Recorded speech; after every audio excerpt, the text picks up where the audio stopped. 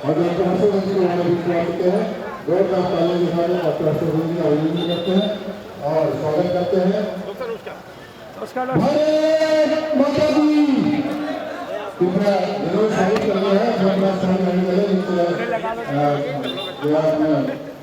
मंच की व्यवस्था है, मंच की व्यवस्था को बनाए रखें और अपना स्थान ग्रहण करें। हमारे बीच में हमारे डॉक्टर हर्षवर्धन जी, डॉक्टर हर्षवर्धन जी, डॉक्टर हर्षवर्धन, डॉक्टर हर्षवर्धन जी, भारत माता की, भारत माता की, वंदे वंदे वंदे। Bharatiya Janata party, Bharatiya Janata party, Bharatiya Janata party. जोरदार तालियों के साथ सांसद केंद्रीय स्वास्थ्य मंत्री डॉक्टर ये व्यवस्था बनाए रखे। आप सभी से अनुरोध कृपया अपना डॉक्टर हर्षवर्धन जी का अभिनंदन करें, स्वागत करें सुरभि जाजू जी। और आपसे अनुरोध जोरदार तालियों के साथ स्वागत करें डॉक्टर साहब का। मेरा अनुरोध हमारे जिलाध्यक्ष राजकुमार भाटिया जी और पूर्व जिलाध्यक्ष बसर कंसल जी भी अभिनंदन करें, स्वागत करें।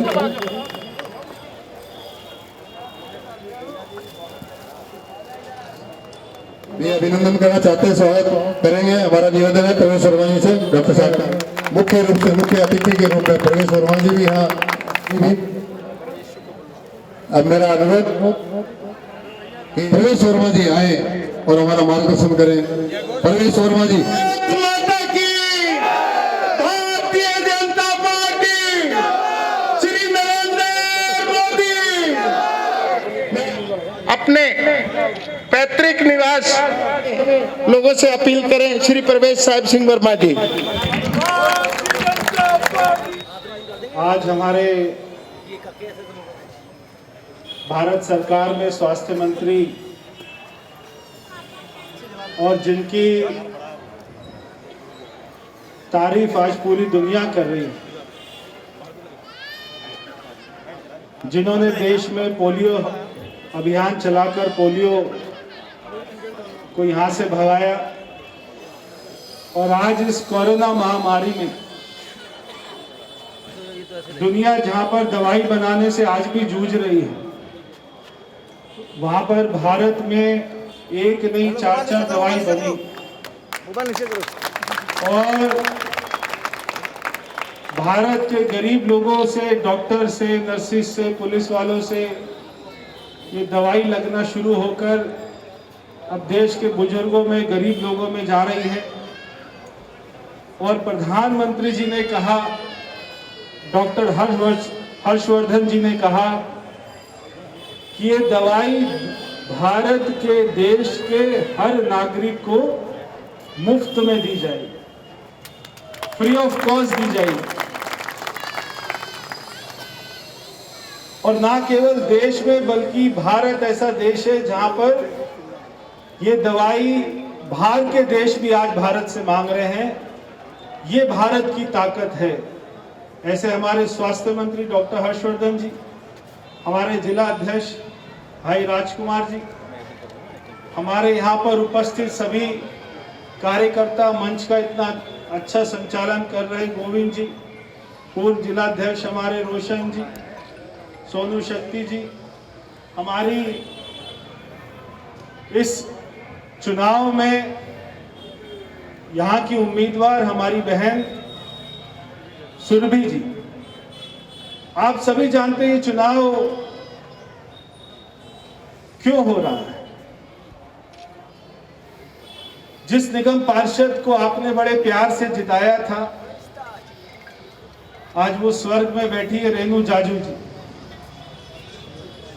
उन्होंने सभी कार्यकर्ताओं ने बड़े मेहनत से उनको जिताया और मैं आपको आज बड़ी अपने दिल पर रखकर एक बात कह सकता हूं कि दिल्ली के जो सबसे ईमानदार पार्षदों में से अगर एक हमारी पार्षद थी ईमानदार पार्षद, तो उसका नाम था रेणु जाजू।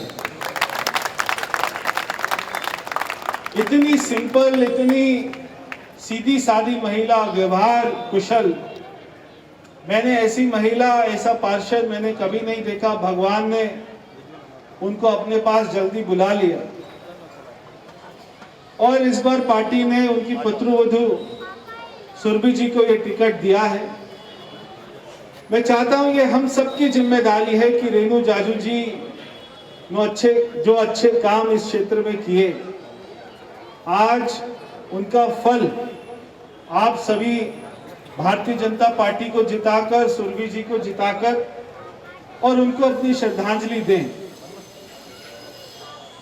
दिल्ली में नगर निगम में भारतीय जनता पार्टी की सरकार है और 1 साल के बाद में पूरी दिल्ली का चुनाव हमारा नगर निगम का तय है। 1 साल लगभग बचा है। पिछला 1 साल तो कोरोना में चल गया, अभी भी बीमारी पूरी तरह ठीक नहीं हुई है। ये जो आने वाला समय है, क्योंकि निगम में भारतीय जनता पार्टी की सरकार है, तो अगर भारतीय जनता पार्टी का ही निगम पार्षद बनेगा तो स्वाभाविक है कि वो ज्यादा काम करवा पाए। किसी और पार्टी का बनेगा, वो निगम में भारतीय जनता पार्टी की सरकार से ज्यादा काम नहीं करवा पाएगा। उसमें नुकसान क्षेत्र की जनता का होता है। इसलिए जब आपके सांसद, जो ना केवल सांसद हैं, इस देश के स्वास्थ्य मंत्री हैं, जब आप उनके साथ में एक और ताकत सुरभि जी के लिए खड़ी कर देंगे, तो ये दोनों ताकत मिलकर आपके वार्ड का अच्छा भला कर पाएंगे। और मैं एक और बात कहना चाहता हूं, केजरीवाल बोलता है कि दिल्ली में स्वास्थ्य की हालत बहुत, उसने वर्ल्ड क्लास कर दी। ऐसे ही बोलते ना, बड़े बड़े विज्ञापन आते पूरे पेज में कि दिल्ली में तो वर्ल्ड क्लास फैसिलिटी हो गई है स्वास्थ्य की। मगर जब खुद को खांसी ठीक नहीं होती तो बेंगलोर में जाते, जब खुद का मंत्री बीमार होता है तो मैक्स में जाता है, खुद का विधायक बीमार होता है तो वेदांता में जाता है। मगर हमारी ये निगम पार्षद रेणु जाजू जी जो आज स्वर्ग में बैठी हैं, जब इनको प्रभु ने वो बीमारी दी, कैंसर, तो उस निगम पार्षद ने जो अपना इलाज किसी प्राइवेट हॉस्पिटल में करा सकती थी, मगर उसने राम मनोहर लोहिया सरकारी अस्पताल में अपना इलाज करवाया और वहीं पर उनकी डेथ हुई। हमारे जो वित्त मंत्री थे अरुण जेटली जी, जब वो बीमार हुए तो अपना इलाज उन्होंने कहां कराया? एम्स हॉस्पिटल में। हमारी विदेश मंत्री सुषमा स्वराज जी जब वो बीमार हुई तो उन्होंने अपना इलाज कहां करवाया? एम्स हॉस्पिटल में।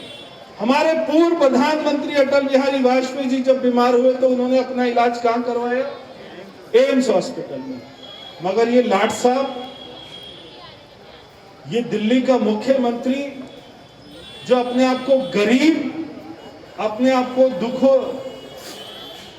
दुखियारों का सहारा बताता है, ये अपना इलाज कराता है महंगे महंगे प्राइवेट हॉस्पिटल में और 50-50 लाख रुपए का बिल दिल्ली की जनता की जेब से निकाल लेता है।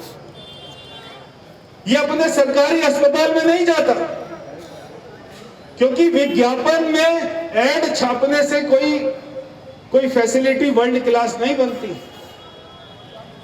ये जो दिल्ली, ये जो आपके शालीमार बाग, ये वो क्षेत्र है जहां पर मेरे पिताजी सबसे पहले विधानसभा का चुनाव इस क्षेत्र से लड़े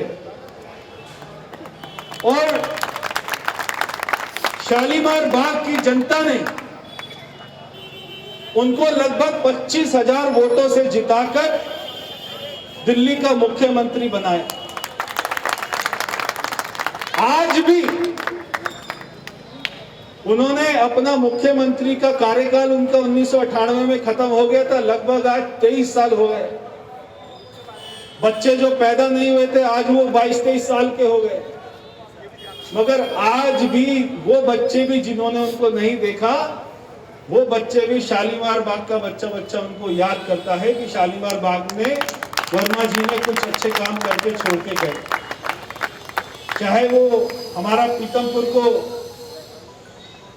मिलाने वाला पुल हो, चाहे ये सारी सड़कें हो, चाहे सारे पार्क हो, चाहे सारी फेंसिंग हो, चाहे सिक्योरिटी गेट हो, चाहे लाइट हो, ऐसा कोई काम उन्होंने नहीं छोड़ा जो शालीमार बाग को उन्होंने दिल्ली की सबसे बढ़िया विधानसभा बना दिया। एक आपकी ये जो आज विधायिका है जिसका नाम है वंदना कुमारी, जिसका पति खुलेआम लूटता है, खुलेआम का रेट है। कोई आप उसके पास जाओ, उसका पति का नाम है सज्जन, कोई उसके पास जाओ, खुला रेट। पार्क की सफाई करानी है तो 500 रुपया दो तो पार्क की सफाई होगी। सड़क की सफाई, कोई काम हो, हर चीज का रेट तय।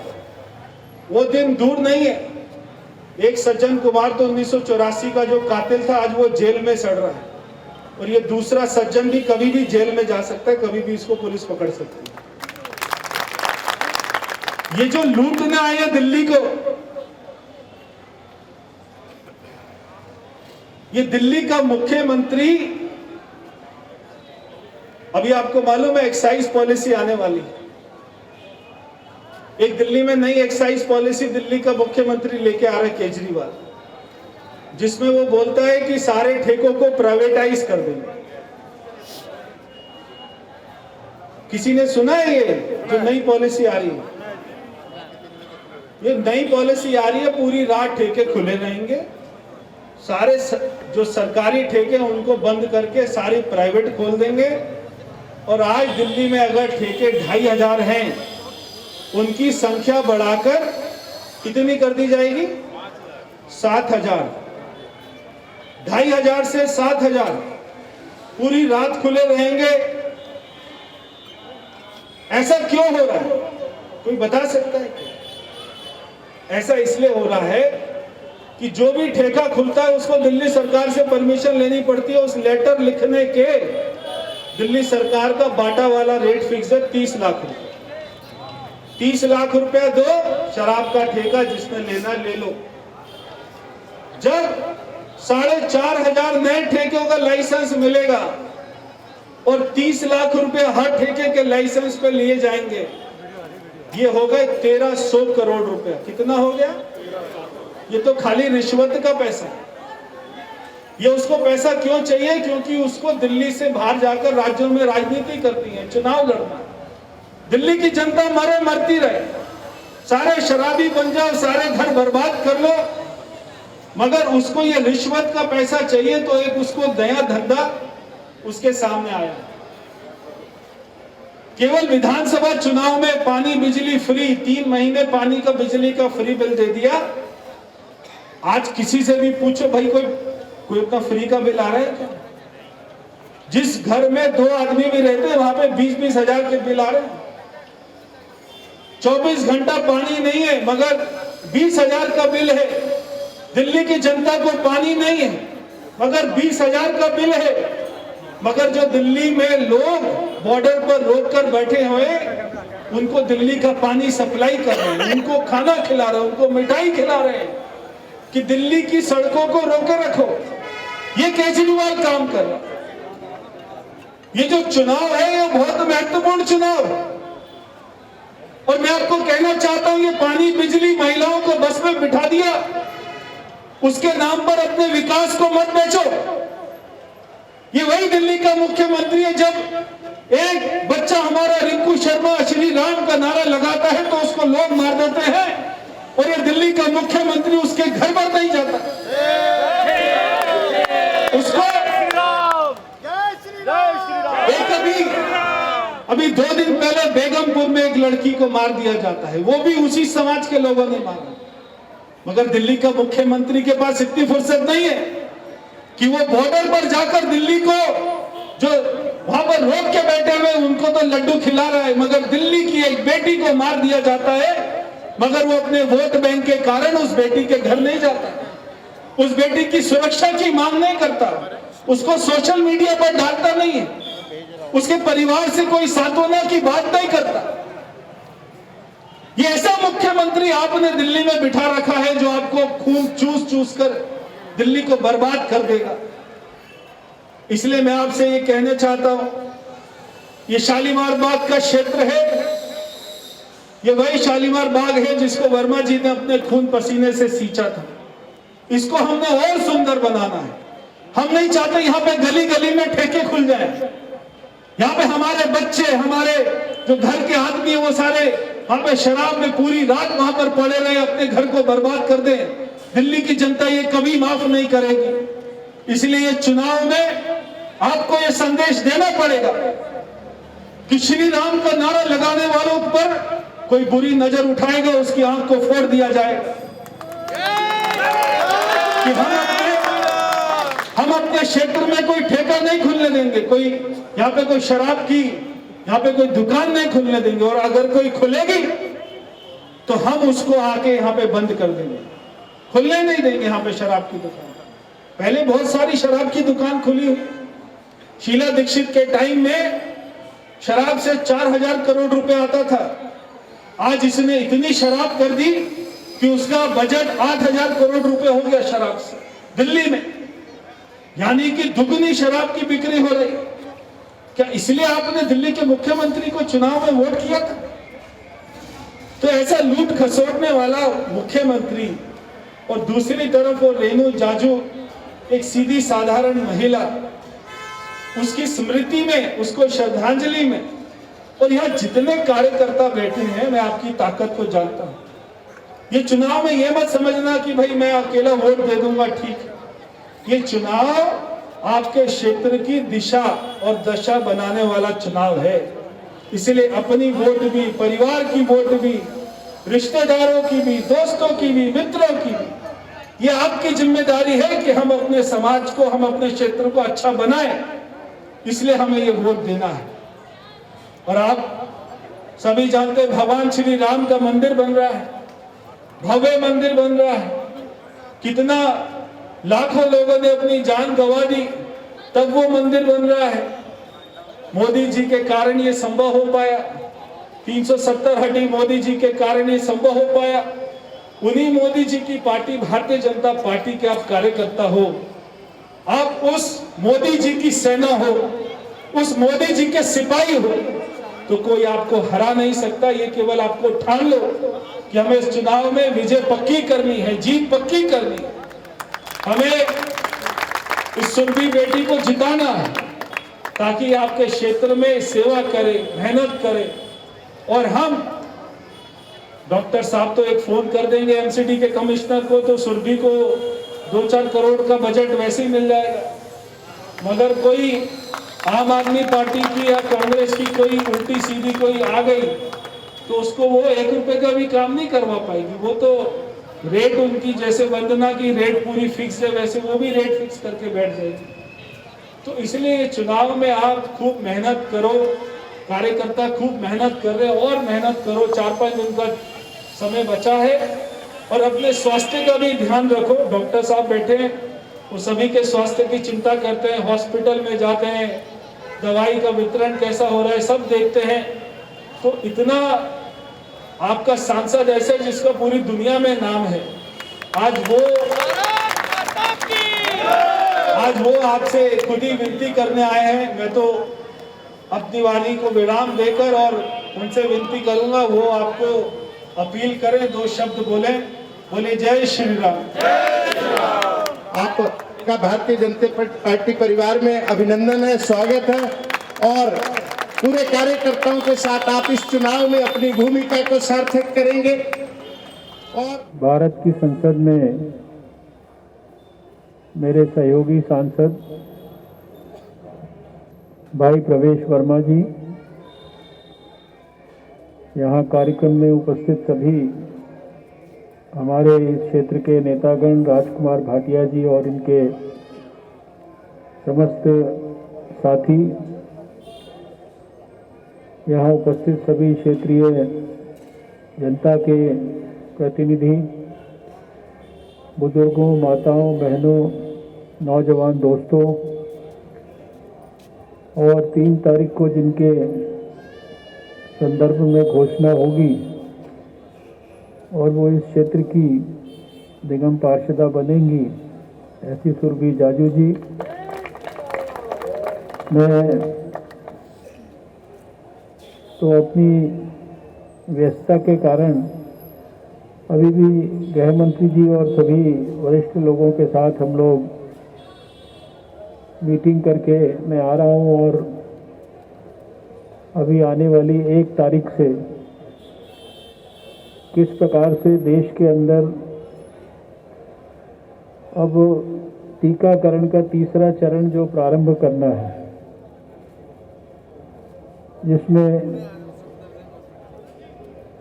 45-50 साल से ऊपर के, पहले 60 साल से ऊपर के और 45 साल से ऊपर के लोगों को टीका मिलना, उसकी विस्तृत योजना, क्योंकि वो भी बहुत बड़ी बृहद योजना है। सारे देश में लोगों को टीका लगना है, और टीका लगाना जो है वो कोई टॉफ़ी बांटने की तरह नहीं है। उसके लिए बहुत सारी सावधानियां रखने की ज़रूरत पड़ती है। उसकी बहुत डिटेल्ड हर चीज़ की रिकॉर्डिंग होती है, इसलिए उसमें बहुत गहराई से सरकार को काम करना पड़ता है। मैं तो आज के इस कार्यक्रम में मुझे पता लगा कि यहाँ ये कार्यक्रम आयोजित किया गया है, तो सीधा बैठक से ही आ रहा हूँ सुरभि जाजू जी को अपनी शुभकामनाएं देने के लिए। प्रवेश वर्मा जी ने बहुत सी बातें यहाँ पर रखी हैं, दूसरी पार्टी के लोगों का और विशेषकर जो दिल्ली सरकार में है उनके आचरण के बारे में, और हम सब लोग ये भी जानते हैं कि उन्होंने अपने आचरण में दिल्ली नगर निगम के साथ किस प्रकार का व्यवहार किया है।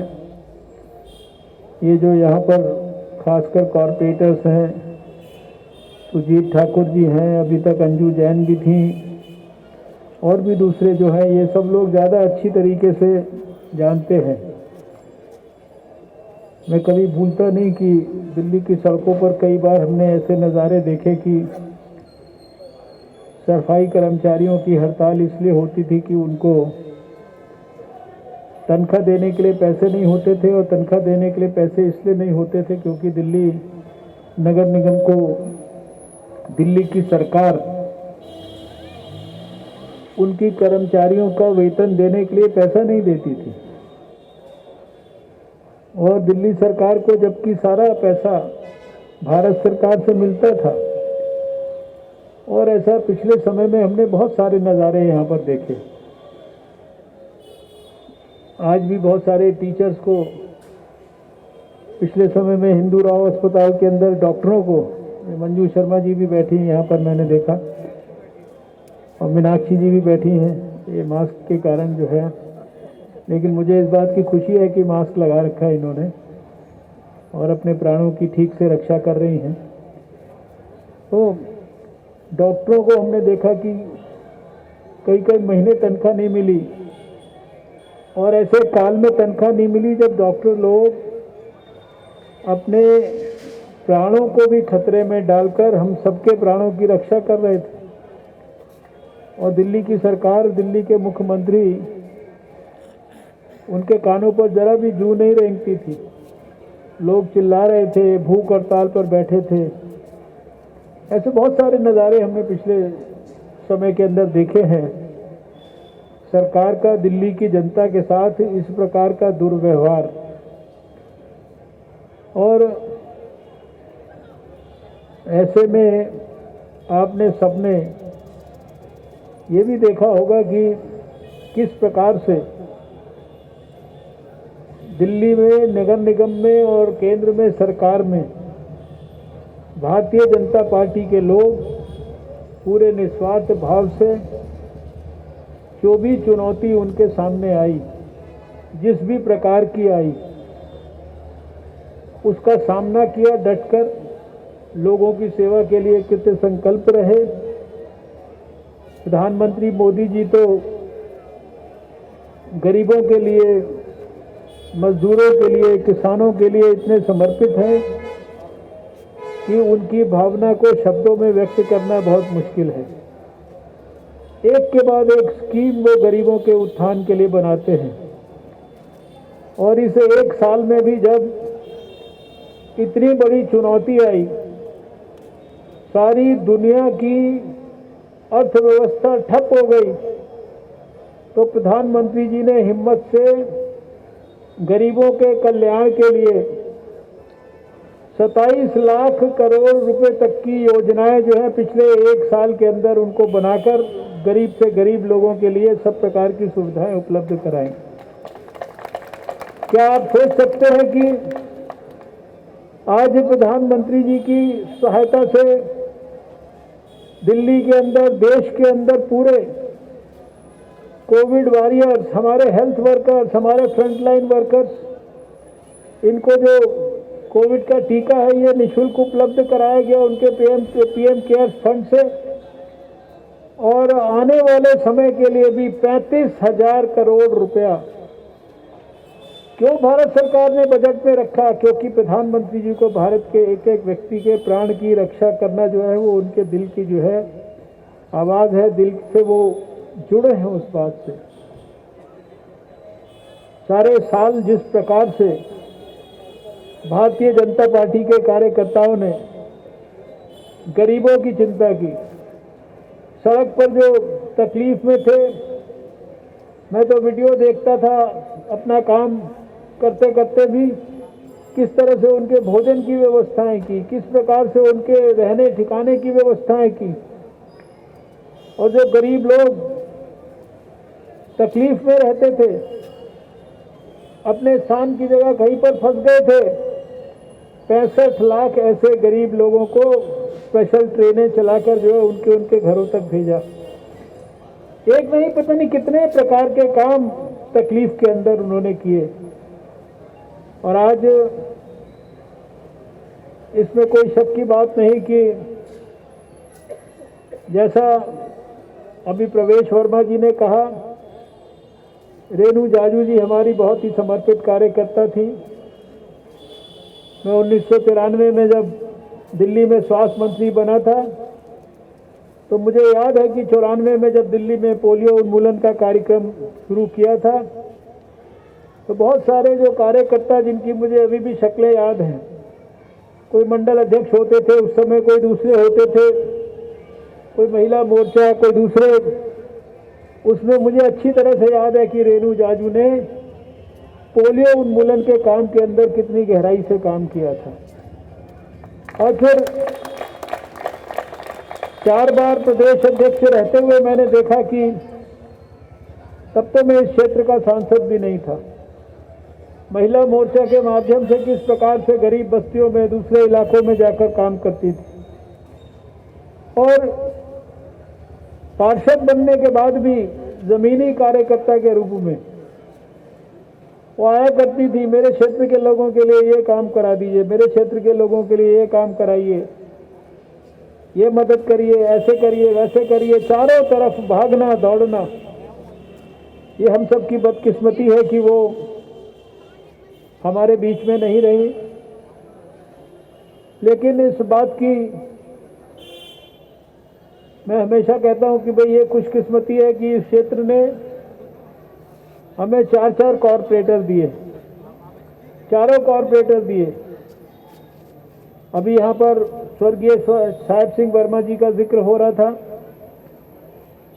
वो जब दिल्ली में पहला विधानसभा का चुनाव हुआ था और विधानसभा में चुनकर आए थे, तो हम सब लोगों को ये ध्यान है कि बताया जाता था कि वो सबसे ज़्यादा वोटों से जीत के आए हैं। और तब मुझे पहली बार मैंने नाम सुना था शालीमार कंस्टिट्यूंसी का। मुझे नहीं उस समय पता था कि ये इस इलाके से कभी मुझे ज़िंदगी में सांसद बनने का मौका मिलेगा। और जिस तरीके से मैंने देखा कि चारों यहाँ से कॉरपोरेटर्स को भी जिताया, लगातार सांसद को भी जिताया, और छोटे मोटे नहीं बड़े मार्जिन से जिताया। 52,000 के मार्जिन से आप लोगों ने मुझे 2 साल पहले ही यहाँ पर सांसद बनाया था। मैं इस समय लंबी लंबी कोई योजनाओं की यहाँ चर्चा करने के लिए नहीं आया हूँ। आप सब जानते हैं कि किस प्रकार से भारतीय जनता पार्टी के काल में दिल्ली नगर निगम ने कितने प्रकार के अच्छे विकास के काम किए हैं। मैंने इस सांसद के रूप में इस क्षेत्र में ही कितने सारे स्कूलों का मैं ये इनके कहाँ गए, वो भी खड़े थे इधर, सुजीत ठाकुर जी, इनके इलाके के अंदर, उधर पश्चिम बिहार में, दूसरे इलाकों में, जगह जगह पर जो है कितने सारे स्कूलों की बिल्डिंगें, कितने सारे दूसरे जो है डेवलपमेंट के प्रोजेक्ट, उनका उद्घाटन मैंने किया, उनको समर्पित किया लोगों को। और सारे दिल्ली के अंदर स्वास्थ्य का, शिक्षा का, किसी भी चीज़ का आप अगर डेवलपमेंट के कामों का विश्लेषण करेंगे तो ध्यान में आएगा कि कॉरपोरेशन ने बहुत अच्छा काम किया है। और मैं उस दिन भी जब आया था मैंने कहा था अगर कॉरपोरेशन अच्छा काम ना करती होती तो लगातार, अभी तो 2007 से तो लगातार जीत रही है कॉरपोरेशन, उसके पहले 97 के अंदर भी जीती, एक ही बार 2002 के अंदर जो है, और पिछले समय के अंदर पार्लियामेंट के अंदर भी लगातार जो है भारतीय जनता पार्टी की विजय हो रही है।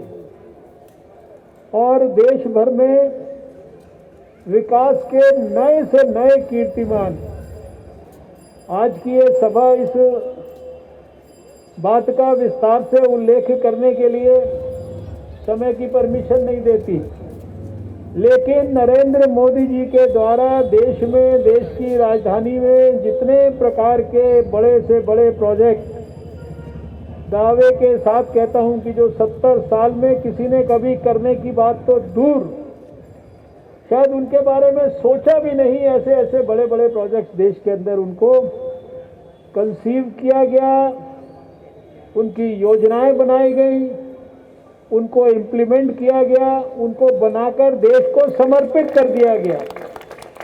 कोई दिन ऐसा आपको दिखाई देता है जिस दिन टेलीविजन पर प्रधानमंत्री नरेंद्र मोदी जी का वक्तव्य न आता हो, जिस दिन वो दर्जनों योजनाओं को या तो पूरा करके समर्पित ना करते हों या जिनको शुरू ना करते हों, और ऐसी ऐसी योजनाएं जिनके बारे में कभी सोच नहीं सकते, और साधारण सोच के साथ जो है भारत का जो है उन्होंने परिवर्तन किया है। इसलिए ये चुनाव इसलिए नहीं महत्वपूर्ण कि एक हमारी कार्यकर्ता को यहाँ से जीतना है, लेकिन एक विकास के लिए समर्पित पार्टी, विचार के लिए समर्पित पार्टी, गरीबों के लिए समर्पित पार्टी, देश को आगे ले जाने के लिए समर्पित पार्टी, 2022 तक नया भारत देश को सौंपने के लिए कृत संकल्प पार्टी, और जो डॉक्टर श्यामा प्रसाद मुखर्जी और दीनदयाल उपाध्याय जी के सपने को साकार करने के लिए काम कर रही हो, ऐसी पार्टी, और ऐसी पार्टी जिसने हर हिंदुस्तानी के मन में जो सपना हमेशा जागृत रहता था, धारा 370 कब समाप्त होगी। आप लोग अगर पार्लियामेंट के अंदर जो भाषण होते हैं उनको फॉलो करते हो तो आप सोच नहीं सकते जितना काम जम्मू कश्मीर में 70 साल में नहीं हुआ होगा, उससे 70 गुना काम जो है वो इस एक साल के अंदर जम्मू कश्मीर के अंदर हुआ है। क्या आप में से किसी ने कभी सोचा था कि आपकी आंखों के सामने राम मंदिर का निर्माण का काम शुरू हो जाएगा? हम सपना जरूर संजोए थे, लेकिन लगता था ये कभी सॉल्व नहीं होगा झगड़ा, कभी कोर्ट में फैसला नहीं होगा। जिस कोर्ट में लड़ाई 70 साल से चल रही है और जो लड़ाई 500 साल से चल रही है वो कब समाप्त होगी। लेकिन हमें सबको जो है वो सपना भी साकार करने का मौका हमें मिल गया है। मुझे अभी इशारा हो रहा है चारों तरफ से कि आगे वाले कार्यक्रम में जाना है, इसलिए मैं जो मूल मुद्दे हैं डेवलपमेंट के उनकी विस्तार से चर्चा नहीं कर रहा, ये सब आप लोग जानते हो। लेकिन दिल्ली सरकार कितनी लापरवाह है, और कोविड के मामले में तो खासकर आपने देखा होगा कि 2 बार केंद्र सरकार को, गृह मंत्री जी को और हमें डायरेक्ट जो है दिल्ली के अंदर कोविड के खिलाफ जंग में दिल्ली के लोगों को बचाने के लिए कूदना पड़ा। आपको सबको देखने को मिला ना, और किस प्रकार से कोविड को ऐसे आगे से पकड़कर भारत सरकार ने दिल्ली के अंदर दिल्ली के लोगों को बचाने का प्रयास किया, और उसका परिणाम भी आपने देखा है। हर तरह की जितने प्रकार की मदद हो सकती है वो दिल्ली सरकार को दी है। हर तरह की उनके लिए योजनाएं बनाई हैं, हर तरह की योजनाओं को इम्प्लीमेंट कराया है, हर तरह की योजनाओं की खुद मॉनिटरिंग की है। और आज भी दिल्ली के अंदर सारे लोगों को टीका लगाने के लिए वैक्सीन कहां से उपलब्ध हुई है, वो भारत सरकार जो है सारे देश की सरकारों को दे रहा है। दिल्ली सरकार को भी वैक्सीन हमने दी है। इसलिए आप सबसे मेरा विनम्र अनुरोध है कि खाली इनको वोट नहीं देना है। अभी 4-5 दिन है, अपने अपने क्षेत्र में एक एक घर के अंदर जाइए। जनता के भी जितने लोग यहाँ आसपास हैं, आप सबसे भी मेरा ये अनुरोध है कि भारत के विकास के लिए, दिल्ली के विकास के लिए, नगर निगम के माध्यम से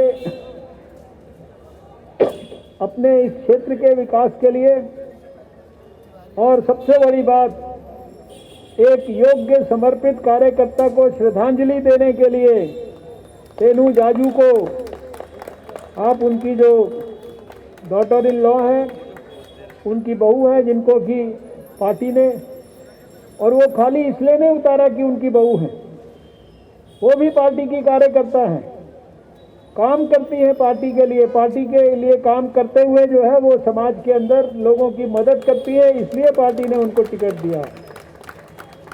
और भी हमारे पास योग्य लोग थे, लेकिन टिकट तो एक ही को मिल सकता था। इसलिए सब लोग मिलकर ये सुनिश्चित करें कि 28 तारीख के चुनाव में घर घर जाकर वोट निकालना है, और वोट निकाल के वोट को डलवाना है, ताकि 3 तारीख को हमें अनुकूल नतीजा इस क्षेत्र से मिले। जैसा कि आपने पार्लियामेंट के चुनाव में, पिछले कॉरपोरेशन के चुनाव में हम लोगों को सफलता दी है, मुझे पूरा विश्वास है कि आप फिर से उसी प्रकार की सफलता हम सबको देंगे। बहुत बहुत आज के इस कार्यक्रम में मुझे बुलाने के लिए राजकुमार भाटिया जी का धन्यवाद। नमस्कार, जय हिंद, भारत माता की जय। गौतम गंभीर जी हमारे मध्य में पधारेंगे।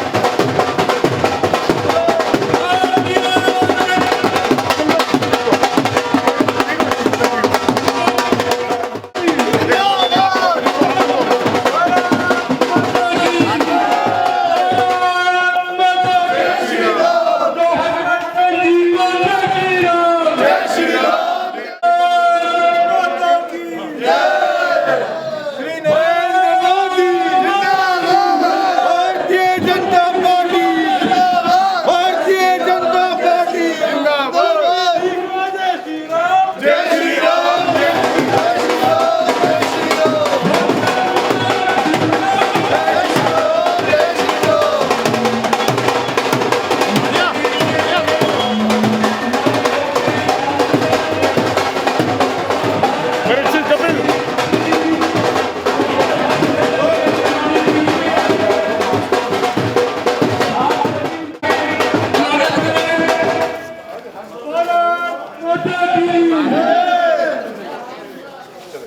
भारत माता की वंदे भारतीय जनता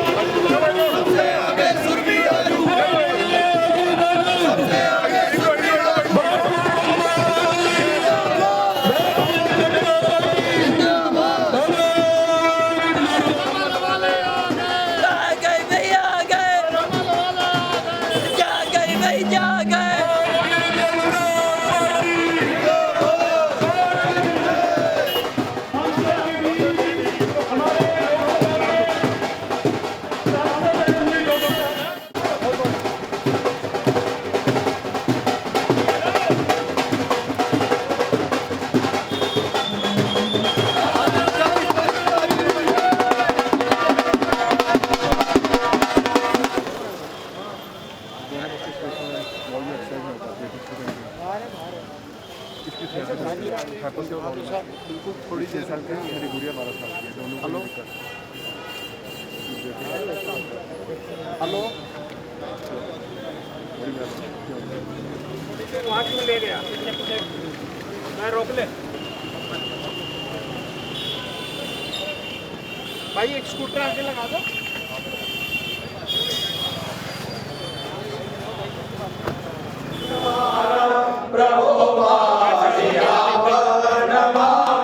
गौरी शंकर भगवान की, राजा रामचंद्र भगवान की।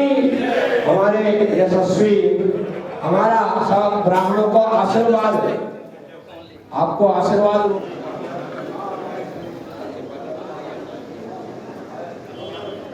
कहना है कि जहां मैं सुरभि जाजू का स्नेह लेने आया हूं तो स्वागत मेरा नहीं आपका बनता है। डॉक्टर साहब अपने वचनों द्वारा आपका स्वागत करेंगे, आपका वचनों द्वारा अभिनंदन करें।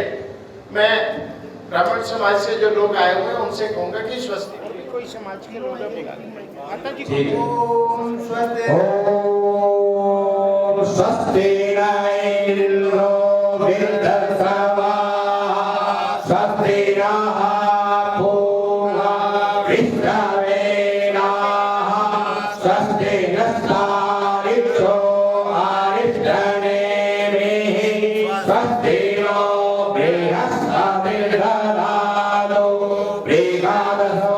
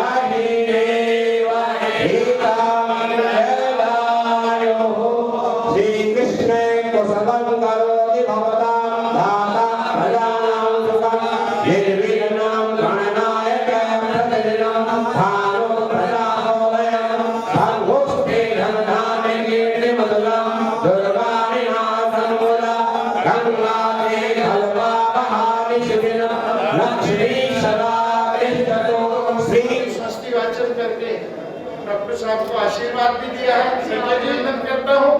और वार्ड 62 में जो उपचुनाव हो रहा है उसमें मंच पर और मेरे सामने विराजमान सभी श्रद्धेय महानुभाव, एक एक का नाम नहीं ले रहा क्योंकि यहाँ मैं देख रहा हूँ कि मंच पर भी और मेरे सामने भी एक एक व्यक्ति जो बैठा है वो सब अपने आप में एक संस्था है। इंडिविजुअल से ज़्यादा यहाँ पर आज मुझे संस्था नज़र आ रही है।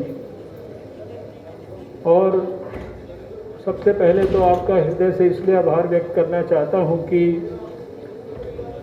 कोविड के काल में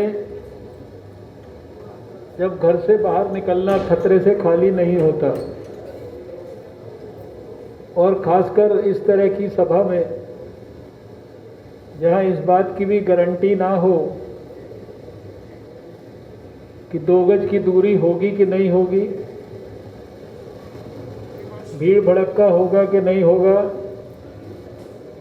अपने प्राणों की ठीक प्रकार से रक्षा कर पाएंगे कि नहीं कर पाएंगे, उसके बावजूद भी आप इतनी बड़ी संख्या में आज हमारी पार्टी इस होने वाले उपचुनाव की प्रत्याशी सुरभि जाजू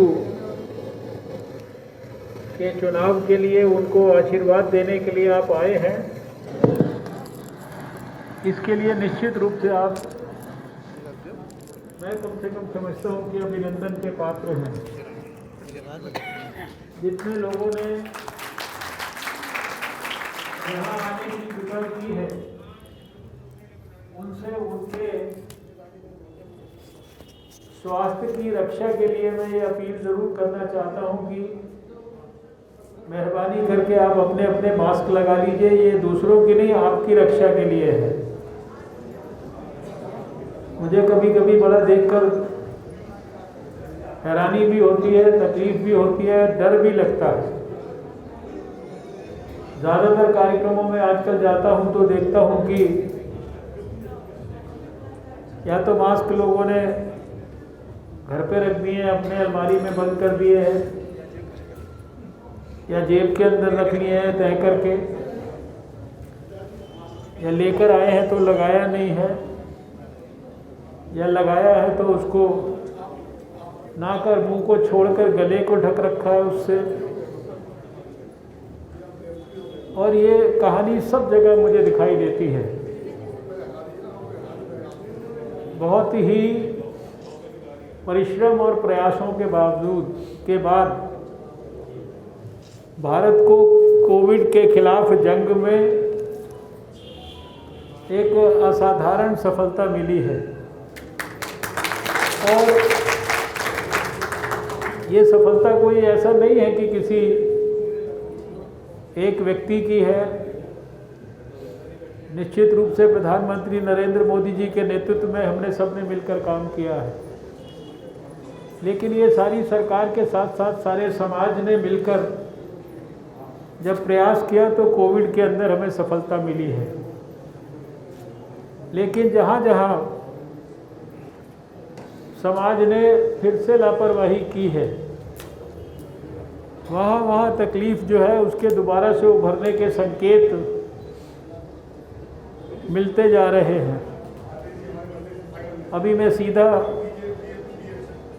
मीटिंग से आ रहा हूँ जिसमें स्वयं गृह मंत्री जी भी उपस्थित थे, हमारे सारे वरिष्ठ अधिकारी उपस्थित थे, और केवल इस बात पर हम लोगों ने चिंता व्यक्त की कि महाराष्ट्र और केरल में 70% से ज़्यादा देश के केसेस अभी इस समय आज हैं, तेज़ी से फिर से बढ़ रहे हैं। मध्य प्रदेश में, छत्तीसगढ़ में, जम्मू कश्मीर में, पंजाब में भी धीरे धीरे केसेस बढ़ रहे हैं। और ये केसेस क्यों बढ़ रहे हैं? ये केसेस इसलिए बढ़ रहे हैं क्योंकि लोगों के मन से कोविड का डर खत्म हो गया है। लोगों को ये लगता है कि अभी तक हमको नहीं हुआ तो अब क्या कर लेगा कोविड हमारा। लेकिन मेरा ये कहना है कि इस गलतफहमी में नहीं रहना चाहिए। इस गलतफहमी में भी नहीं रहना चाहिए कि कोविड के खिलाफ जंग में भारत में दुनिया का सबसे कम फैटेलिटी रेट यानी 1.42% के करीब मौतें हुई हैं। लेकिन जो बीमार हुआ और जिसके घर में मौत हुई है उससे पूछिए कि उसके लिए ये 1.42% नहीं है, उसके लिए ये 100% है। उसके घर में उसके बच्चों के लिए, उसकी पत्नी के लिए या घर का जो भी परिवार का सदस्य गया है उसके परिवार के बाकी सदस्यों के लिए ये 2020 का वर्ष कितनी बड़ी तकलीफ़ लेकर आया है, वो ज़िंदगी भर 2020 को नहीं भूल सकते। और इसलिए ये जो इसका टेम्परेरी खौफ हमने ख़त्म किया, इसलिए कि चारों तरफ हमको ऐसे लोग दिखते हैं कि जो कोविड हुआ था ठीक हो गए, अस्पताल में गए फिर भी ठीक हो गए, क्योंकि 97-98% हमारा रिकवरी रेट है। लेकिन इस बात को भी मत भूलिए कि अगर हमारी किस्मत ख़राब है तो इतने बड़े रिकवरी रेट के बाद भी अगर गलती से कोविड हो गया तो हमारे प्राणों के लिए घातक भी हो सकता है। आप में से यहाँ जितने भी लोग बैठे हैं, कोई भी एक ऐसा नहीं होगा जिसको इस एक साल में अपने निकट संबंधी को, अपने निकट पड़ोसी को, अपने निकट मित्र को, अपने किसी जानकार डॉक्टर को, जो साल भर हमारी रक्षा के लिए अपने प्राणों को खतरे में डाल रहा था, उसको अपना प्राण गंवाते हुए देखने का मौका ना मिला हो। कोई ऐसा है जिसने ऐसा अपना नज़दीकी एक भी आदमी ना देखा हो इस एक साल में? कोई है? और कोई नहीं तो पड़ोसी दिख गया होगा, रिश्तेदार दिख गया होगा, सबके साथ ये स्थिति है। और जब उन लोगों के बारे में सोचते हैं, आप आज कोई भी फेसबुक को खोल के देखिए तो सामने एक फ़ोटो दिख जाती है, अरे वो नहीं रहे। और इसलिए जो मैंने आपको कहा, आप जानते हैं कि एक साल में कम से कम 10 बार प्रधानमंत्री मोदी जी ने टेलीविज़न पर आकर संदेश दिया, और उनके संदेश में जो सबसे महत्वपूर्ण बात होती थी, आपको याद होगा दिवाली से पहले भी आए थे, 10 मिनट के लिए टेलीविज़न पर संदेश देने के लिए आए थे। सारी दुनिया के अंदर ये अटकल लग रही थी कि किस बात के लिए प्रधानमंत्री मोदी जी आज 10 मिनट में क्या बोलेंगे, किस लिए आ रहे हैं आज। अभी तो थोड़ा दिन पहले आए थे, लेकिन 10 मिनट तक आकर उन्होंने केवल लोगों को क्या बोला कि अभी सिर पर त्यौहार आने वाले हैं, दिवाली आने वाली है, दशहरा आने वाला है, ईद आने वाली है, क्रिसमस आने वाली है, नया साल आने वाला है, और ऐसे में ज़रा भी चूक मत कर जाइएगा, ऐसे में लापरवाही मत कर जाइएगा। बार बार ये मास्क को लगाना मत भूलिए, 2 गज की दूरी बनाना मत भूलिए, अपने हाथों को धोते रहना मत भूलिए। यही बात तो 1 साल से हम लोग आपको बार बार कह रहे हैं, और शायद इस बात का जिन्होंने पालन किया, आपने मुझे 1 साल के अंदर बिना मास्क के देखा। एक बार मैंने सिर्फ राष्ट्रपति जी के कहने पर, जिस दिन पोलियो के टीकाकरण की शुरुआत थी, उस दिन उनके कहने पर मास्क को उतारा। वो भी इसलिए कि वहाँ पर हर व्यक्ति का जो है टेस्ट हुआ था मेरे को मिलाकर कि वो नेगेटिव है, और उन्होंने कहा कि ये बच्चे पहचानेंगे नहीं आपको मास्क में, इसलिए ये हमारा दवा दे के सारे देश में मैसेज देना जो है ये शायद उपयोगी ना हो। इसलिए ये जो गलतफहमी है कि अब तो वैक्सीन आ गई है, 1 करोड़ से ज़्यादा लोगों को वैक्सीन भी लग चुकी है। अभी मार्च के महीने में हर 50-60 साल से ऊपर के व्यक्ति को वैक्सीन लगनी शुरू हो जाएगी। अब तो सब कुछ हो गया, फतह हो गई। फतह के नज़दीक हम आ गए हैं,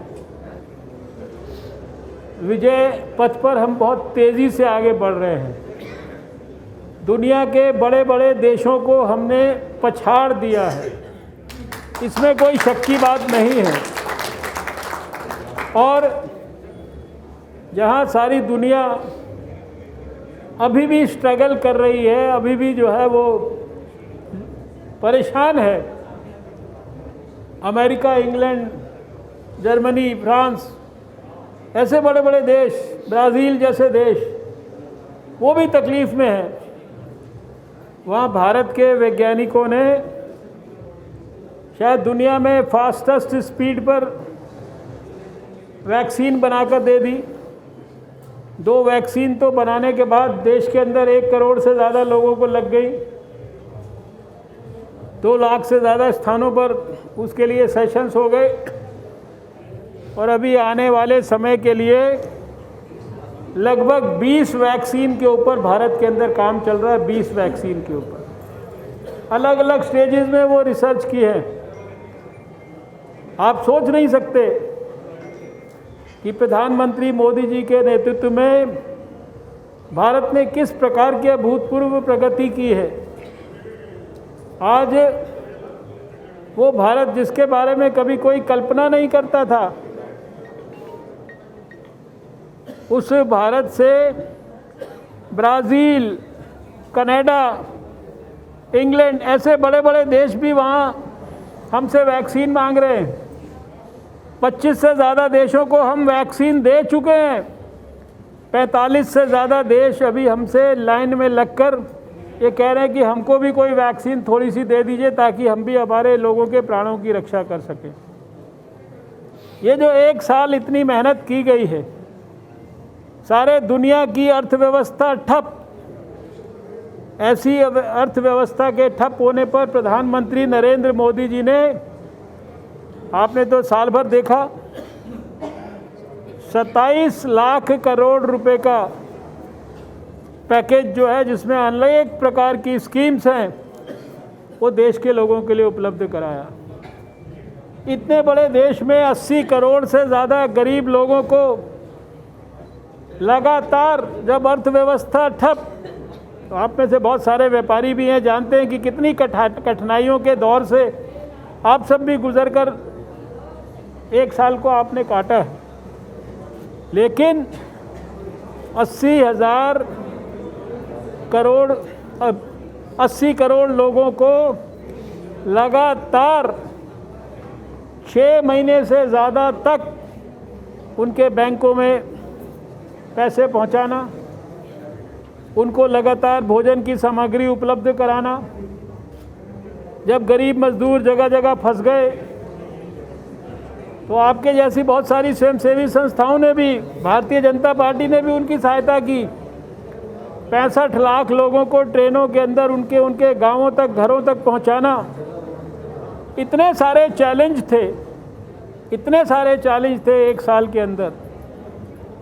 ये मास्क जो है, N95 मास्क नहीं थे शुरुआती दौर में, डॉक्टरों के लिए PPE किट नहीं थे, वेंटिलेटर नहीं थे, पर्याप्त मात्रा में बेड्स नहीं थे। 20 लाख बेड्स कोविड के लिए इस पीरियड के अंदर सारे देश के अंदर क्रिएट किए गए। सारे देश के लोगों के लिए PPE किट जो बाहर से लाना पड़ता था, उसको बनाकर सारे देश को जो है मोदी जी की सरकार ने उपलब्ध कराया।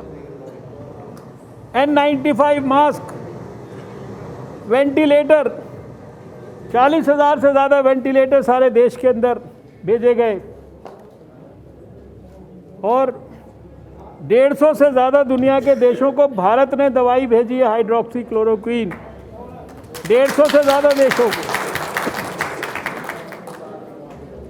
एक नहीं, ये 1 साल की कहानी इतनी लंबी है, लेकिन और इसको प्राप्त करने के लिए कितनी बड़ी संख्या में हमारे कोविड वॉरियर्स ने तपस्या की, अपने प्राणों की आहुति दी। कितने कोविड वॉरियर्स चले गए और सरकार ने भी विषम परिस्थितियों में उनके लिए भी, उनके परिवारजनों के लिए भी, भारत सरकार की तरफ से सारे देश में किसी की भी कोविड वॉरियर की डेथ हुई, 50 लाख रुपए तक का उसके लिए बीमा भारत सरकार ने किया। कानूनों में परिवर्तन किया। वो दिन याद है ना, जब कोविड किसी को होता था और अस्पताल से जो है वापस आता था कोई काम करके, तो मोहल्ले में, सोसाइटी में लोग घुसने नहीं देते थे और कई जगह पर मारना पीटना शुरू कर देते थे। कानूनों में परिवर्तन किया गया। इतनी प्रकार की चीज़ें हुई हैं और इसी 1 साल के अंदर आपने देखा इन विषम परिस्थितियों में भी चीन के लोग किस प्रकार से बॉर्डर के ऊपर दुष्प्रयास करते रहे और उसमें किस प्रकार से हमारे जवानों ने वहाँ पर बहादुरी का परिचय दिया, किस प्रकार से चीन के सैनिकों को मुंह तोड़ जवाब दिया और लगातार 10 दौर की बातचीत के बाद आज पिछले 20 साल में, यहाँ पर इतनी डिटेल में जाने का समय नहीं है, मौका नहीं है, 20 साल में पिछले जितनी भी सरकारें रही हैं 2000 के बाद से लेकर आज तक, चीन जितना भी आगे आया था अपने इलाके में भी, और उसने आके जगह जगह घर बनाए थे और ऐसी व्यवस्थाएं खड़ी की थी कि वहाँ से वो ज़रूरत पड़ने पर उनका इस्तेमाल कर सकता है। वो 20 साल पुरानी स्थिति पर उसको वापस जाने के लिए पहले जब ऐसे फैसले होते थे तो वापस तो चले जाते थे, लेकिन जो घर मकान या कुछ भी व्यवस्थाएं क्रिएट की बनाई उनको कभी तोड़ते नहीं थे, क्योंकि इस होप में कि भी दोबारा यहाँ पर आना है, क्योंकि उस देश के ऊपर कभी विश्वास कोई नहीं कर पाता था। आज आपको जानकर खुशी होगी कि प्रधानमंत्री नरेंद्र मोदी जी के नेतृत्व में चीन की सेनाएं वापस भी गई और साथ में, ये तो आपने टेलीविज़न पर भी चीज़ें देखी हैं, जो कुछ बनाया था बनाते हुए वो सारा कुछ खुद उन्होंने तोड़ा। ये कोई छोटी बात नहीं। भारतीय जनता पार्टी सिद्धांतों के लिए, देश के लिए, समाज के लिए, राष्ट्र धर्म के लिए, मूल्यों की पुनर्स्थापना के लिए डॉक्टर श्यामा प्रसाद मुखर्जी, दीनदयाल उपाध्याय के मार्ग पर आगे बढ़ने के लिए काम करती है। और जो शहादत डॉक्टर श्यामा प्रसाद मुखर्जी ने कश्मीर में दी, और वो आपने देखा कि 1 साल पहले किस प्रकार से धारा 370 को भारत के अंदर हटाया गया। कभी हम में से कोई सोचता नहीं था कि हमारे जीते जी हमारी ज़िंदगी में धारा 370 हटेगी। और मैं आपको पूरी ईमानदारी और विश्वास के साथ कहना चाहता हूँ, जितना काम कश्मीर में, जम्मू में, लद्दाख में पिछले 70 साल में नहीं हुआ होगा, उससे 70 गुना काम जो है 1 साल के अंदर हमारी सरकार ने वहाँ किया। आपने गृह मंत्री जी का लोकसभा में भाषण सुना होगा, जिसने वो जो कुछ आपने जितना सुना वो टिप ऑफ द आइसबर्ग है, यानी कि वो केवल संकेत मात्र है। कश्मीर में खाली मेरे अपने ही डिपार्टमेंट ने कितना काम किया या साइंस टेक्नोलॉजी ने, उस पर मैं एक लंबा भाषण दे सकता हूँ, वो देने का समय नहीं है। पूरे कश्मीर में, लद्दाख में क्या क्या हुआ उसकी तो कोई कल्पना नहीं आप किसी तरह की कर सकते।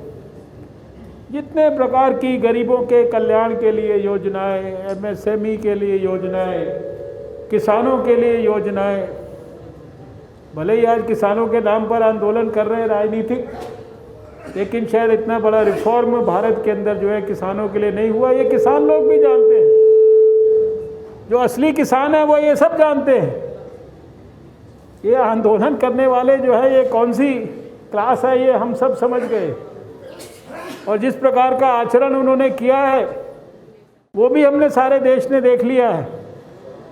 और ये दिल्ली में जो सरकार है इसकी कौन सी डीएनए है वो तो हमको पता था, लेकिन ऐसे आंदोलन में जाकर समर्थन दे रही है, ये भी हमारे को देखने का मौका मिल गया है। ये सरकार किस प्रकार से बिहेव करती है ये भी हमने देखा है, किस प्रकार से कॉरपोरेशन को तंग किया, कितने कितने दिन दिल्ली की सड़कों पर कूड़ा पड़ा रहता था इसलिए कि कर्मचारियों को देने के लिए तनख्वाह नहीं है, और तनख्वाह देने के लिए पैसा इसलिए नहीं है क्योंकि दिल्ली सरकार जो उनका हक है वो उनको नहीं दे रही। जो कोरोना के खिलाफ लड़ाई लड़ रहे थे डॉक्टर हिंदूराव अस्पताल में, उनको इस कोविड काल में अपनी तनख्वाह लेने के लिए भूख हड़ताल पर बैठना पड़ा, और दिल्ली सरकार ने कितने दिन तक उनका वेतन नहीं दिया। आज भी कितने सारे टीचर्स को कई कई महीनों से तनख्वाह नहीं मिली है क्योंकि दिल्ली सरकार, जिसे कह रहे बदतमीजी की पराकाष्ठा, एक प्रकार से गुंडागर्दी की पराकाष्ठा, उस प्रकार का व्यवहार जो है दिल्ली के नागरिकों के साथ कर रही है। मैं ज़्यादा लंबी बातें नहीं करना चाहता। बहुत विषम परिस्थितियों में भी पिछले 5 साल में मोदी जी ने क्या किया, वो सब बातें आपने 2019 के अंदर बहुत गहराई से अध्ययन की हैं, बहुत गहराई से समझी हैं। मुझे सौभाग्य मिला आपका 2 बार सांसद बनने का। पिछली बार 52,000 वोटों से आपने मुझे जिताया, वो मेरे लिए हमेशा के लिए एक आपका ऋण है। और जिस प्रकार से आपने पिछले चुनाव में इस क्षेत्र से चारों हमारे जो निगम पार्षद हैं उनको जिताया था, एक तो बैठी हैं और भी हैं अभी, हाँ प्रचार में है, वो तो मेरे साथ थे, अभी मैं कैंपेन में ही था। 4 में से एक हमारे बीच में नहीं रही। और जो इस क्षेत्र के जो लोग हैं वो ज़रूर जानते होंगे कि वो रेणु जाजू कितनी समर्पित, कितनी सिंसियर, कितनी सीधी सादी, एकदम जज्बे के साथ, कोई दिखावटीपन नहीं, कोई बनावटीपन नहीं, कोई नाटक नहीं, कोई नौटंकी नहीं। वो दिन रात हम लोगों के पास भी ऐसे वो आती थी, मेरे क्षेत्र का ये काम कराई दीजिए, ये काम करा दीजिए, इसको फ़ोन कर दीजिए, उसको फ़ोन कर दीजिए, और दिन रात मेहनत करती थी। और मैं तो यहाँ का सांसद बना 2014 में, लेकिन मैं उनको 94 में भी देखा जब पोलियो का अभियान मैंने दिल्ली में किया, तो जो कार्यकर्ता बहुत काम करते थे पोलियो के लिए, सारे दिल्ली में बीजेपी के कार्यकर्ताओं ने किया। बहुतों की शक्लें अभी भी याद है, तो उनके अंदर मुझे रेणु जाजू की भी शक्ल याद है। 4 बार दिल्ली बीजेपी का अध्यक्ष रहा, तो मैंने देखा कि कितना महिला मोर्चा के अंदर और कहाँ कहाँ कितना काम किया। वो हमारी सबकी बदकिस्मती है कि वो हमारे बीच में नहीं रही, और पार्टी ने भी उनके परिवार से उनकी बहू को, खाली इसलिए नहीं कि वो उनकी बहू है, इसलिए कि वो भी पार्टी के अंदर कार्यकर्ता के रूप में काम करती है। महिला मोर्चा में दूसरे स्थानों पर उसको जिम्मेदारी दी है, उसको टिकट दिया है, उसको आपका प्रतिनिधि बनने का सौभाग्य दिया है। और यहाँ जिस प्रकार से इतने बड़े बड़े संगठन के लोग यहाँ आए हैं, महान लोग, मैं हृदय से आप सबसे अपील करना चाहता हूँ कि शायद नरेंद्र मोदी जी का काम, उनकी गहराई, उनकी सच्चाई, उनकी ईमानदारी और भाजपा का विचार तो शायद हमको प्रेरित करता ही है भाजपा के प्रत्याशी को समर्थन करने के लिए, लेकिन शायद रेणु जाजू के प्रति भी हमारा ये एक प्रकार का एक श्रद्धांजलि का छोटा सा, जिसे कहते हैं कि आहुति हो सकती है एक वोट के रूप में, और उनको भी निश्चित रूप से सांत्वना मिलेगी, संतोष मिलेगा कि मेरे स्वर्गवास के कारण जो मेरी पार्टी की सीट चली गई, वो सीट को मेरे क्षेत्र के लोगों ने वापस भारतीय जनता पार्टी की झोली में डाल दिया। मैं इन्हीं शब्दों के साथ, मुझे 9 बजे फिर से मीटिंग थी। आप जानते हैं कि अभी वैक्सीनेशन का काम बहुत तेज़ी से चल रहा है। 1 करोड़ से ज़्यादा हेल्थ वर्कर्स, फ्रंटलाइन वर्कर्स को वैक्सीनेशन लग गया है। 2 लाख से ज़्यादा सेशंस उसके लिए ऑर्गेनाइज़ किए गए। लेकिन उससे भी बड़ा चैलेंज अभी हमको मार्च के महीने में फेस करना है, जब 50-60 साल की उम्र के हर व्यक्ति को वैक्सीन भारत में लगना है।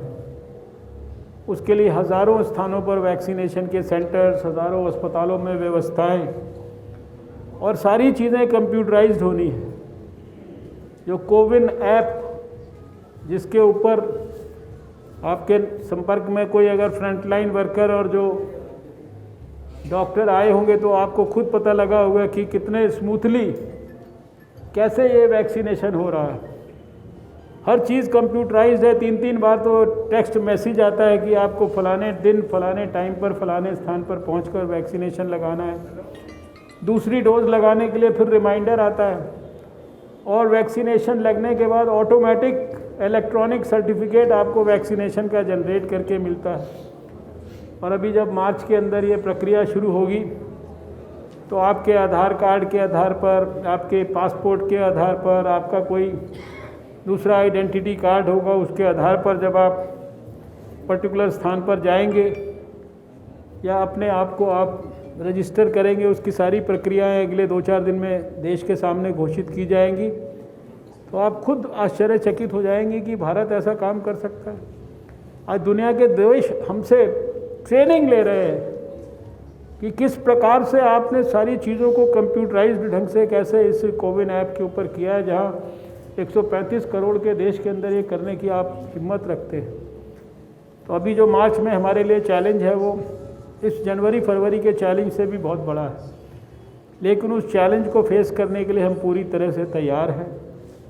उसके लिए लगातार बैठकें हो रही हैं। मैंने उनको कहा था, राजकुमार जी को, मेरे को अभी भी 9 बजे, लेकिन जब बताया गया कि यहाँ पर सब हमारे साथी भाई बुज़ुर्ग आए हुए हैं तो मैं आपके दर्शनों से अपने आप को वंचित नहीं रखना चाहता था और इसलिए मैं आया हूँ। आप सभी से ये भी मेरा अनुरोध है कि जैसे ही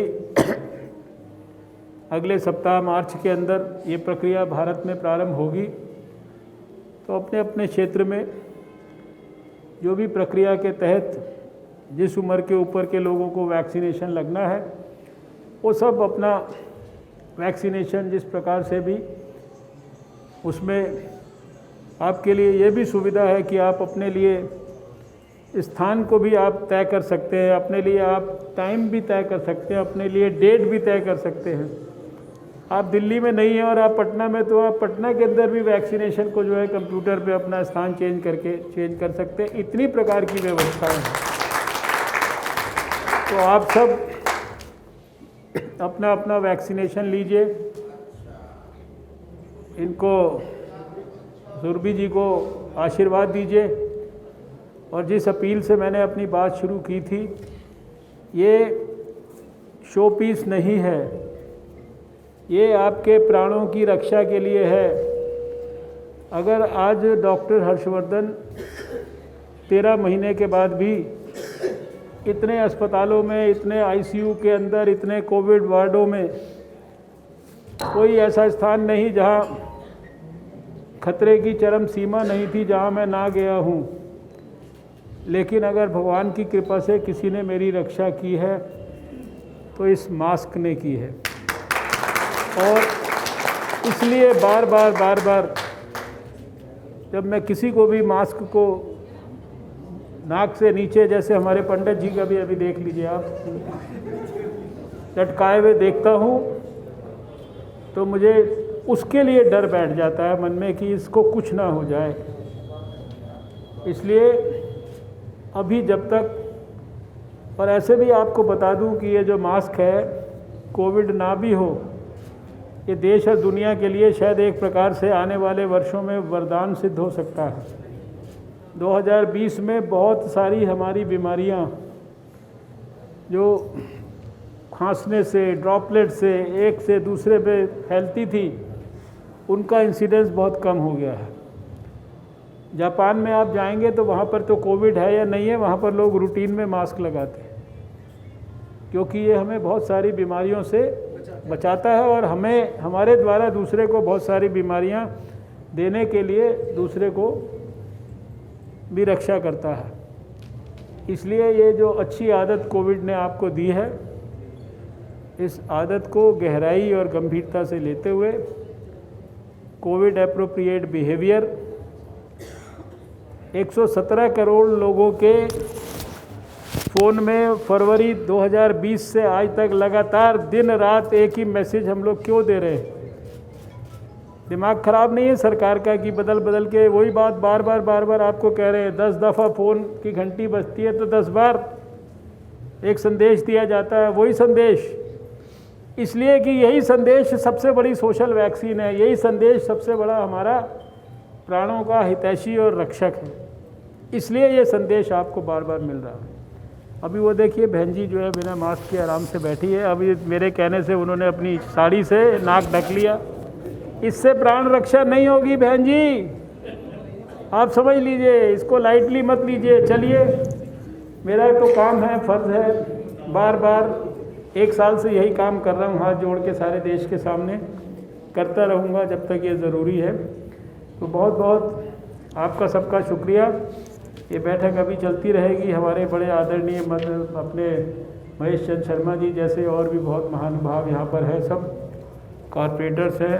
तो इसको हमारी बच्ची को जो है सब लोग बधाई और शुभकामनाएं और आशीर्वाद देंगे। इसी अपेक्षा के साथ मैं आप सबसे आज्ञा लेता हूँ। बहुत बहुत धन्यवाद। आ जाओ सुबह आऊँगा। ठीक है बाबू जी पूरी गरम खाने आता हूँ एक दिन।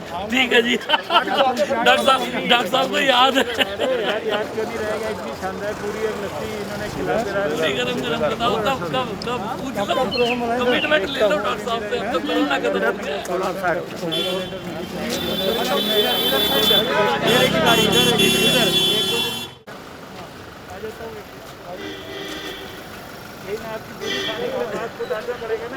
कोई दिक्कत नहीं, वो तो मैं घर से बाहर उतारता नहीं, मैं इसको डॉक्टर साहब शालामार गांव को सैनी साहब जो है लीड कर रहे हैं, वही सारा काम इन्होंने ही संभाला हुआ है वहाँ का। जी ठीक है डॉक्टर साहब। पद यात्रा पे आना है, बिल्कुल चिंता नहीं करो। पद यात्रा पे आप आना है जी एक दिन। आज ही तो किए। हाँ जी, सुबह की करो एक दिन। 2 घंटे दे दो सुबह 8 बजे से 11 बजे तक की है। अब 9 बजे आ जाओ। हाँ 9 से 10 तक दे दो एक बार।